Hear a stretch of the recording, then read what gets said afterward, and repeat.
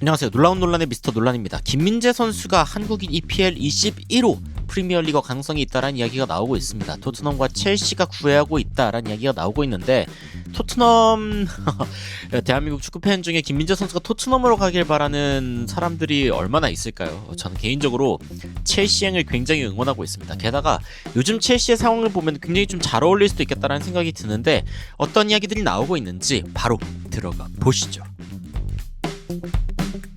최근에 김민재 선수의 이적 가능성에 대해서 지속적으로 이야기가 나오고 있습니다. 김민재 선수가 바이에른 생활이 이제 끝날 수 있다라는 관측이 나오고 있는 것이죠.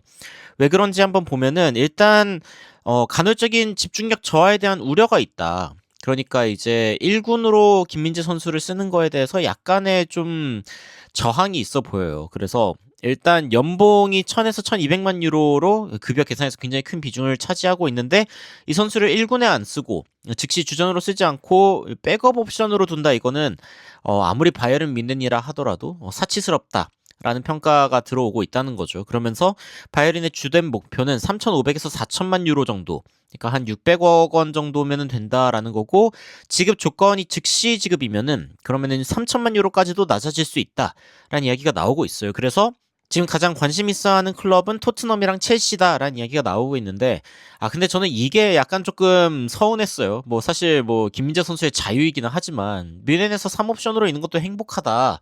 더 노력하겠다는 뜻이겠죠. 그냥 3옵션으로 머무르겠다는 뜻이 아니라 당연히 이제 1군이 되고 주전으로 뛸 수 있게끔 노력하겠다는 이야기이겠지만, 그래도 대한민국의 대표 수비수고 가장 이 축구 선수로서 한국인들 중에서 가장 수비를 잘하는 선수가 김민재 선수인데 뮌헨의 3옵션으로 그냥 만족하고 있다는 거, 그건 좀 아무리 생각해도 축구 팬으로서 좀 서운할 수 있는 부분이잖아요. 그래서 개인적으로는 토트넘으로 가든 첼시로 가든 김민재 선수가 주전으로 뛸 수 있을 것 같은데, 그리고 사실 이 두 팀은 김민재 선수를 필요로 하는 상황에 더 가깝다라고 이야기를 하는 게 맞을 것 같습니다.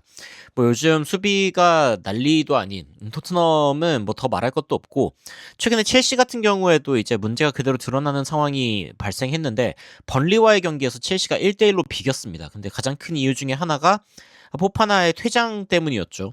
포파나는 첼시의 수비수인데 이제 태클을 하다가 발을 밟아버리는 이런 상황이 오면서 그러면서 퇴장을 당한 겁니다. 이 선수가 퇴장을 많이 당하는 선수냐 그런 것까지는 아니고 사실은 이제 젊은 선수이기는 합니다. 젊은 선수고 첼시가 최근에 이제 뒷라인이 약간 좀 뎁스가 부족하다라는 이야기가 지속적으로 들려오는 가운데 웨슬리 포파나의 퇴장 사건까지 있었던 건데, 이 경기 이후에 이제 1대1로 비긴 이후에 로세니어 감독이 그런 이야기를 해요. 이거 개인의 문제인 건 아니다. 그런데 문제는 지난 두 경기 우리가 적극적이지 않은 경기 운영을 하면서 팀적으로 뭔가 조금 더 몰리는 상황이 있어가지고 그런 문제가 발생한 거지, 개인적인 어떤 문제로 이걸 바라볼 건 아니다라고 이야기하기는 했습니다만, 그럼 팀적으로 문제인 게 뭐냐? 공격적으로 더 나가기 위해서는 당연히 수비적으로 더 단단해야 됩니다. 이게 이제 그 과거에 김민재 선수가 나폴리에서 뛸 때도 나폴리가 화끈한 공격력을 보여줄 수 있었던 그 배경에는 뒤에 김민재 선수가 진짜 철기둥 수비를 보여줬기 때문이잖아요. 비슷한 건데 첼시 역시 수비진에 약간 좀 아쉬움이 있는 상황이고, 그게 지난 두 경기 프리미어리그에서의 두 경기에서 나타났습니다. 번리도 1대0으로 이기다가 막판 이게 추가 시간에 이제 실점한 거거든요. 코너킥 상황에서. 이런 상황이 있었고, 리즈도 2대0으로 이기고 있다가 2대2로 심지어 비겼어요. 그러니까 이 두 개의 승점을, 정확히 말하면 4개의 승점이에요. 두 개의 경기에서 4개의 승점을 가져갔더라면은, 그러면 지금 이제 맨체스터 유나이티드가 4위인데 맨체스터 유나이티드랑 순위가 바뀌어 있을 수도 있었던 상황이었던 거죠. 그래서 지금 4점을 냅다 던져버린 거다 우리가, 이런 식으로 이제 이야기가 나오고 있고, 지금 외신에서도 첼시가 좀 연약하다, 그러니까 수비적으로 좀 잘 깨진다라는 이야기가 나오고 있습니다. 어떤 이야기냐면 첼시 이번 시즌 약간 좀 혼란스럽다. 어쨌건 첼시 팬들에게 희망이 남아있는 거는 맞습니다. 지금 프리미어리그 5위이고요.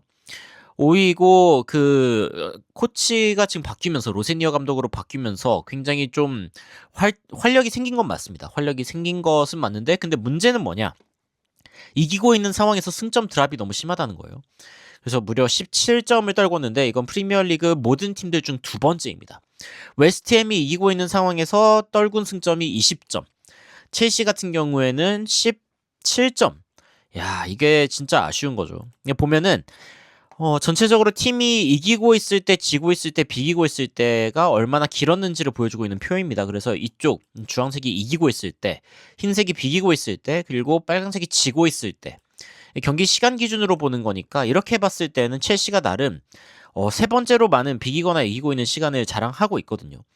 그런데 자 여기 보면은 토트넘 같은 경우에 지고 있는 시간이 37%.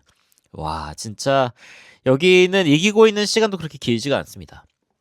첼시 같은 경우에는 이기고 있다가 비기거나 뭐 이기고 있다가 지는 어떤 그런 상황들, 그러니까 이런 승점을 떨구는 일들이 이번 시즌에 너무 많다. 그래서 수비적으로 좀 경험이 있고 이 젊은 선수들을 좀 데리고 경험 있게 이 선수들이 경기를 마무리할 수 있게끔 도와주는 그런 역할들도 필요하다라는 이야기가 나오고 있는 거죠. 지금 미넨 같은 경우에는 조나탄 타 그리고 다요 우파메카노 선수가 주전으로 나서고 우파메카노는 또 재계약도 했죠.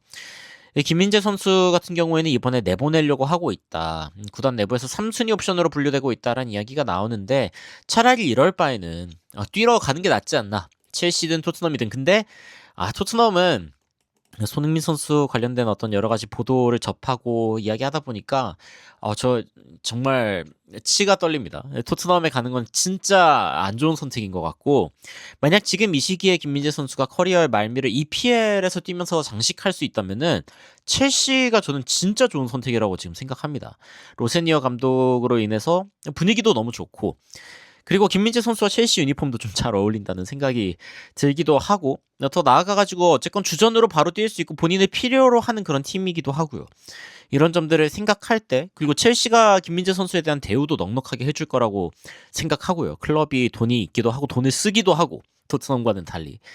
손흥민 선수가 최근에 LAFC로 가면서 자신이 뛸 수 있는, 자신이 원하는 자리에서 자신이 원하는 역할로 뛸 수 있는 그런 곳으로 가서 이번 월드컵을 준비하고 있죠. 그런데 김민재 선수도 아무리 빨리 이적해도 뭐 월드컵보다 더 빨리 이적할 수 있는 상황은 아니기 때문에, 여하튼 김민재 선수가 이번 월드컵 기간을 지나면서 좀 자신이 더 많이 뛸 수 있는 팀으로 가서 한국 축구 팬들에게 자신이 뛰는 모습을 더 많이 보여줬으면 좋겠다라는 그런 소망이 있습니다.